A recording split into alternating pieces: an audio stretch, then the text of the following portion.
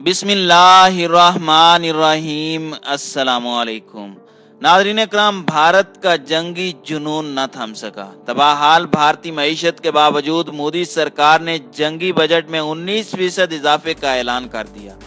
بھارت نے اسرائیل اور امریکہ سے آئندہ چند ماہ میں لڑاکا جنگی طیارے، ٹرانسپورٹ، ہوائی جہاز اور لڑاکا ہیلی کاپٹر خریدنے کا معاہدہ کر لیا۔ اس اضافی بجٹ سے فضا میں مار کرنے والے اسرائیلی لڑاکا میزائل بھی شامل ہیں۔ بھارت کا اسلحہ اکٹھا کرنے کا مقصد چین اور پاکستان سے سال 2021 میں بڑی جنگ لڑنا ہے۔ دوسری جانب سکھ کسانوں کا نئے بجٹ کے اعلان پر غصے کا اظہار، گندم کی بجائے اسلحہ کھایا کرو۔ عالمی ماہرین نے سال 2021 کو بھارت کی تباہی کا سال قرار دے دیا۔ ویڈیو کی تفصیل میں جانے سے قبل تمام دوستوں سے گزارش ہے کہ ویڈیو کو آخر تک ملاحظہ کریں تاکہ خطے میں تیزی سے بدلتی صورتحال سے آگاہ رہ سکیں۔ ناظرین اکرام، بھارت اس وقت معاشی حالات میں سخت مشکلات کا شکار ہے۔ کانگریس نے اپنے آخری 10 سالہ دور میں ڈاکٹر منموہن سنگھ کی وزارت عظمیٰ میں بھارت کو معاشی طور پر بہت مستحکم کر دیا تھا۔ بھارت نے منموہن سنگھ کے دور میں زبردست ترقی کی۔ ڈاکٹر منموہن سنگھ دنیا کو یہ باور کرانے میں کامیاب رہے کہ بھارت 1.25 ارب سے زائد انسانوں کی سرزمین ہے، جہاں پر کسی بھی سرمایہ دار کے لیے کامیابی کے مواقع بہت زیادہ ہیں۔ اسی طرح انہوں نے بھارت کو ایک بہترین مارکیٹ کے طور پر دنیا میں اجاگر کیا اور بھارتی آبادی کے زیادہ حجم سے بھی فائدہ اٹھایا۔ 2014 کے بھارت کے عام انتخابات میں بی جے پی کانگریس کو شکست دینے میں کامیاب رہی اور نریندر مودی بھارت کے وزیر اعظم بن گئے۔ نریندر مودی بھارت کو ہندوتوا کے نظریے پر لے کر چلے، جس کے نتیجے میں ملک میں ہندو بالادستی کی فضا بنی، جس کا نہ صرف بی جے پی نے سیاسی فائدہ اٹھایا بلکہ بھارت نے اقلیتوں خصوصاً مسلمانوں کے لیے زندگی گزارنا مشکل بنا دیا۔ نریندر مودی منموہن سنگھ کے دور کی معاشی ترقی کے فوائد کو آگے لے کر تو نہ چل سکے، لیکن منموہن دور کی معاشی بہتری کے اثرات اگلے چند برس تک بھارتی معیشت پر برقرار رہے اور لوگ مودی حکومت کے بارے میں مثبت جذبات سے معمور رہے۔ مودی نے اگرچہ ملک میں کوئی ایسا قدم نہ اٹھایا جس سے ملک کی معیشت میں بہتری آتی، مسلمانوں اور دیگر اقلیتوں کے لیے بہتر ماحول نہ بنایا گیا، جس کے نتیجے میں مسلمان اور دیگر اقلیتیں مودی سرکار سے دور ہو گئیں۔ 2019 کے انتخابات سے قبل ماہ فروری میں نریندر مودی نے پاکستان کے خلاف ایک جعلی آپریشن کا ڈرامہ رچایا، جس میں 2 بھارتی جنگی طیارے تباہ ہو گئے، بلکہ بھارت کا ایک پائلٹ پاکستان میں گرفتار بھی کیا گیا۔ مودی نے یہ ذلت اٹھانے کے باوجود بھارت میں پروپیگنڈا کے محاذ پر پیش قدمی جاری رکھی اور ان کی پارٹی نے بھارتی عام انتخابات میں واضح اکثریت سے کامیابی حاصل کر لی۔ اس مرتبہ اقتدار ملنے کے بعد مودی نے بھارت میں رہنے والے مسلمانوں کے لیے مشکلات میں مزید اضافہ کیا۔ 5 اگست کو مقبوضہ جموں اینڈ کشمیر کو بھارتی آئین میں دی گئی خصوصی حیثیت سے متعلق دفعات کو ختم کیا اور مقبوضہ جموں اینڈ کشمیر کو بھارت کا حصہ بنانے کا اعلان کرتے ہوئے بھارتی آئین میں ترمیم کر دی۔ مودی سرکار نے مقبوضہ جموں اینڈ کشمیر کا آئین، ریاستی اسمبلی، ریاستی جھنڈا اور مقبوضہ جموں اینڈ کشمیر میں کسی بھارتی کو جائیداد خریدنے سے روکنے کا آئینی حکم ختم کر دیا۔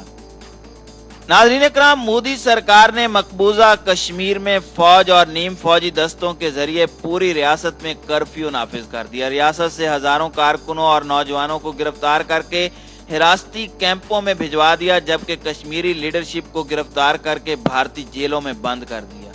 بھارت نے مقبوضہ جموں اینڈ کشمیر کا مواصلاتی رابطہ پوری دنیا سے منقطع کر دیا اور وہاں پر مظاہروں پر پابندی لگا دی۔ مظاہرہ کرنے والے کشمیریوں پر فائرنگ، آنسو گیس اور لاٹھی چارج کیا جاتا۔ انسانی حقوق کی اس پامالی پر انسانی حقوق کے اداروں اور اقوام متحدہ کی انسانی حقوق کی کمیٹی نے سخت تشویش کا اظہار کر کے بھارت سے مطالبہ کیا کہ جموں اینڈ کشمیر میں انسانی حقوق کے اداروں کے نمائندوں کو جانے کی اجازت دی جائے، مگر بھارت نے اسے صاف انکار کر دیا۔ بھارت 2019 میں ہی شہریت کا نیا قانون نافذ کیا اور مسلمانوں کی شہریت پر سوالیہ نشان اٹھا کر اسے ختم کرنے کا اعلان کیا، جس پر پورے بھارت میں مسلمانوں اور دیگر اقلیتوں نے زبردست احتجاج کیا اور پورے ملک میں مظاہرے اور ہنگامے ہوئے۔ इस वक्त भारतीय किसान गुज़श्ता 3 माह से नई दिल्ली के बाहर एहतजाज कर रहे हैं। कोरोना ने भारतीय मईशत का भुरकस निकाल दिया है, मगर बीजेपी हुकूमत पर इन बातों का कोई असर नहीं हो रहा। भारत के आइंदा साल के बजट में जंगी जुनून में मुब्तला भारतीय हुकूमत ने जंगी बजट में 19% इजाफा कर दिया है। खरबों रुपए के इजाफी बजट से भारत लड़ाका जंगी तैयारे, ट्रांसपोर्ट, हवाई जहाज और लड़ाका हेलीकॉप्टर खरीदेगा। भारत इजाफी बजट से जमीन से फिजा में मार करने वाले मिसाइल भी खरीदेगा। बीजेपी की हुकूमत में 19% का ये इजाफा गुज़श्ता 15 बरस में भारत के फौजी बजट में सबसे बड़ा इजाफा है। नाज़रीन इकराम, भारतीय वजीर खजाना ने जब बजट पेश किया तो भारतीय दारुल हुकूमत के बाहर हजारों एहतजाजी किसान धरना दिए बैठे थे। किसानों के दाखिले को रोकने के लिए सड़कों पर खारदार तारें लगा दी गई थी और सड़कों में गड्ढे खोद दिए गए थे। गुज़श्ता बरस भारत की मईशत में पहली तिमाही में 23.9% की कमी हुई थी। भारत ने अपने जंगी बजट में 47 खरब 81 अरब भारतीय रुपए का इजाफा किया, जो पाकिस्तानी रुपए में 80 खरब रुपए है।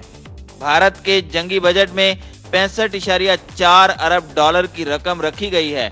भारत नए फौजी साजो सामान की खरीदारी के बजट में भी 18% इजाफा कर चुका है और इस मकसद के लिए 29.5 खरब पाकिस्तानी रुपए मुख्तस किए गए हैं।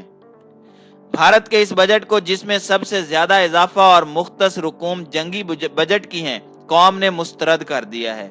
भारत के एहतजाजी किसानों का कहना है कि यह बजट उनके खदशात को दूर करने में नाकाम रहा है। दिल्ली के नायब वजीर आजम ने बजट को मुस्तरद कर दिया है। उनका कहना है कि यह बजट गरीब और मुतवस्सत तबके और किसानों को तबाह करने वाला है। उनका कहना है कि तालीम और सेहत के अखराजात में कमी से लगता है कि मरकज ने कोरोना से कोई सबक नहीं सीखा। मुल्क के सनतकार भी इस बजट से नाखुश हैं। उनको ना तो टैक्स में छूट मिली है और ना ही बैंक सूद में रियायत दी गई है। भारत की फेडरेशन ऑफ बिजनेस ने नए बजट को मायूस कुन करार दिया है। मजदूर तंजीमों का कहना है कि हुकूमत को अपनी मजदूर कुश पॉलिसी पर दोबारा गौर करना चाहिए। नाज़रीन इकराम, भारत की हुकूमत ने अपने दूसरे दौर के दूसरे बजट में जिस तरह जंगी और फौजी बजट में इजाफा किया है, उस पर मुबस्सिरीन हैरान हैं कि वो मुल्क जहां हर बरस हजारों किसान अपनी मुआशी बदहाली की वजह से खुदकुशी कर लेते हैं, वहां जंगी हथियार खरीदने पर खरबों रुपए इस्तेमाल किए जा रहे हैं। इसी तरह जहां करोड़ों लोग खत्ते गुर्बत से नीचे जिंदगी की जिल्लत सह रहे हैं, वहां असले के अंबार इकट्ठे किए जा रहे हैं।